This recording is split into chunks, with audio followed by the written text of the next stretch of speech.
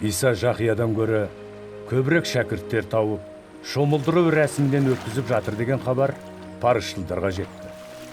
Шынында, оны істеп жүрген Исаның өзі емес, шәкірттері еді.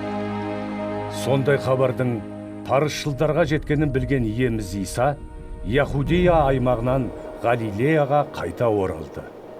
Құдайдың еркімен Иса Самария аймағы арқылы жол жүруге тиісті болды. Осылай ол Самариядағы Сихар қаласына келді. Бұл қала ежелде Израиль халқының түп атасы Жақыптың өз ұлы Жүсіпке мұра етіп қалдырған жеріне жақын орналасқан. Сол жерде Жақыптың құдығы бар еді. Жол жүріп шаршаған Иса құдықтың қасына отыра кетті. Төс мезгілі болатын. Ал шәкірттері қалаға тамақ алуға кеткен еді. Сол кезде құдықтан су алу үшін самариялық бір әйел келді. Иса одан: «Маған ішетін су берші». Өзің яхуди бола тұра, қалайша менен самариялық әйелден су сұрайсың? деген сауал қойды. Иса: Егер Құдайдың өзіңе не сыйлағысы келгенін және су сұраған адамның кім екенін білсең, сен оның өзінен су сұрар едің. Сонда ол саған өмір суын берер еді. деп жауап қатты. Мырза, құдықтан су алатын сіздің ыдысыңыз жоқ, ал құдық терең ғой. Онда сол өмір суын қайдан аласыз? Мына құдықты қалдырған арғатамыз Жақыптан да ұлысыз ба? Өзі де балалары да, малы да одан су ішкен. деді әйел.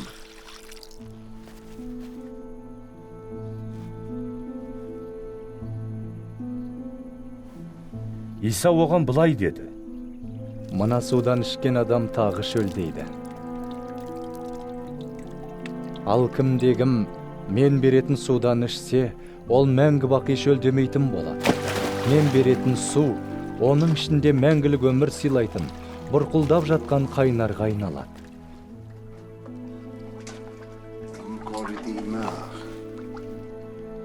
Сонда әйел: Мырза, бұдан былай шөлдеп, су алуға мұнда келе бермеуім үшін, маған осы судан беріңізші. деп өтінді. Иса оған: Барып күйеуіңді шақыр, өзің де кел. деді. Менің күйеуім жоқ. деді әйел. Ал Иса оған: Күйеуім жоқ деп шыныңды айттың. 5 рет күйеуге шыққансың, ал қазіргің күйеуің емес. Мұны дұрыс айттың. деп жауап берді. Сонда әйел: Мырза, сіздің пайғамбар екеніңізге көзім жетіп тұр. Ал енді, біздің ата-бабаларымыз Тәңір иеге мына таудың басында сыйынып, мінәжат еткен. Ал сіздер сыйынатын орын Иерусалимде болуға тиіс дейсіздер. Қайсысы дұрыс? деп сұрады. Иса оған былай деді: Айтқаныма илан. Көктегі әкеге не осы таудың басында, не Иерусалимде сыйынбайтын замандарың келе жатыр. Сендер өздерің білмейтін біреуге табынып келесіңдер. Ал біз кімге ғибадат етіп жүргенімізді білеміз. Өйткені Құдай яхудилер арқылы адамзатты құтқармақ.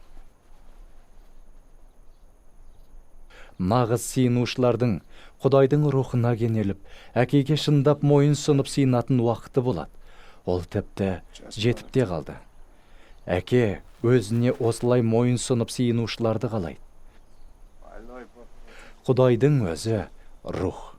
Сондықтан оған сыйынатындар оның рухына кенеліп шындықпен сыйынуға тиіс. Сонда әйел: Мәсіх деген құтқарушы патшамыздың келетінін білемін. Ол келгенде бізге бәрін ашық айтып береді. деді. Иса: Сенімен сөйлесіп тұрған мен соның өзімін. деп әйелге жауап берді.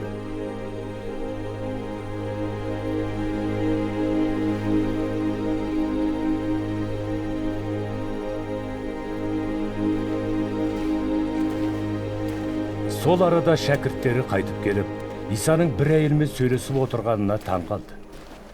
Бірақ ешқайсысы, одан нені сұрайсыз, немесе онымен неге сөйлесесіз, деп сұраған жоқ. Әйел су алатын ыдысын қоя салып, қалаға қайта оралды да, жұртқа: Жүріңдер, менің құпия іс-әрекеттерімнің бәрін дәл айтып берген кісіні көріңдер. Ол Құдай жіберген Мәсіх емес пе екен? деді. Сонда жұрт қаладан шығып, Исаға қарай бет алды. Осы екі арада шәкірттері: Ұстаз, тамақ ішіп алыңыз. деп өтінді.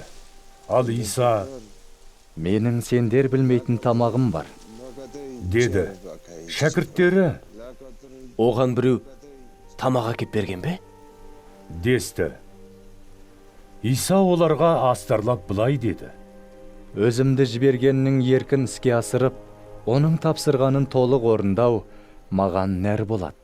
Сендер 4 айдан кейін егін орамыз дейсіңдер. Ал мен сендерге былай деймін: көздеріңді ашып, егіндіктерге қараңдар. Олар жинауға дайын пісіп тұр. Қазір-ақ орушылар жалақыларын алып, мәңгілік өмірге арналған өнімді жинап жатыр. Осылай егінді еккен де, жинаған да бірге қуанады.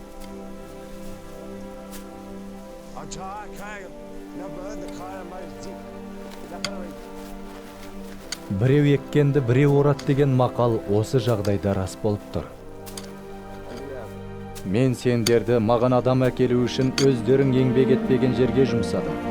Басқалар жұмыс істеді, ал олардың еңбегінің жемісін сендер көріп жатырсыңдар.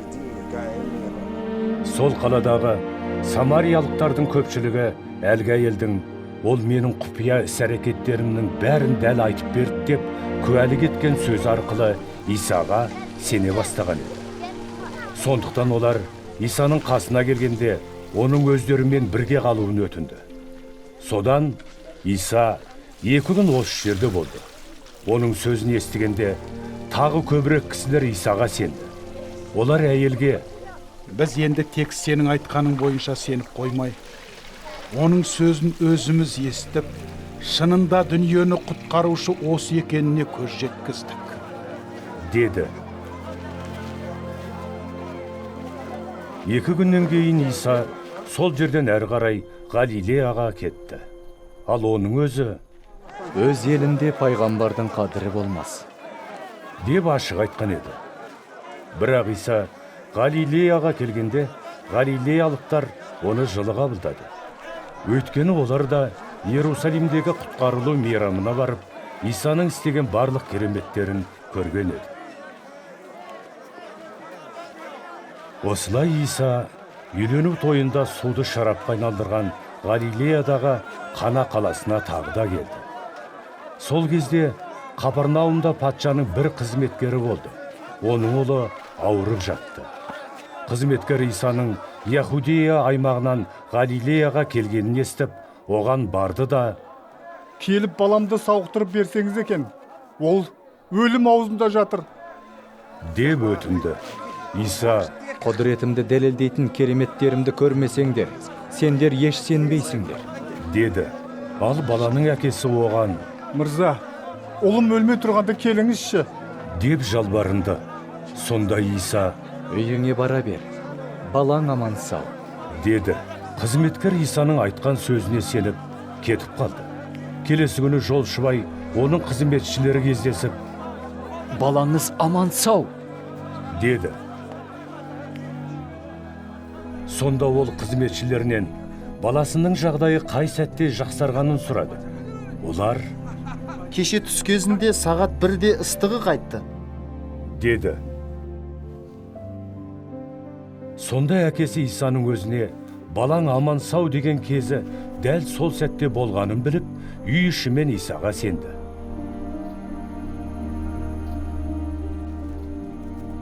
Осылай Иса Яхудея аймағынан Галилеяға келгеннен кейін екінші рет керемет іс жасап, өзінің құдіретін танытты.